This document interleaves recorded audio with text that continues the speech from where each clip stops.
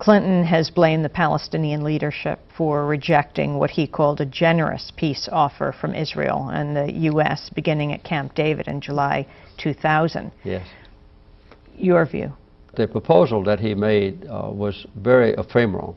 There were never any maps drawn. There were never any particular delineation of a future border between Israel and the Palestinians.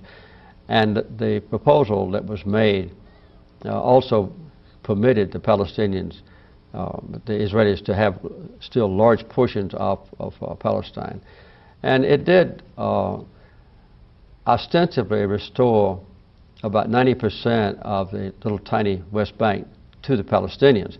But that does not include the access to the villages, and that does not include the barrier about 300 yards all the way around a village, and it didn't include the highways that went back and forth. So for all practical purposes, there was no way that any Palestinian leader could have adopted the proposal that was made.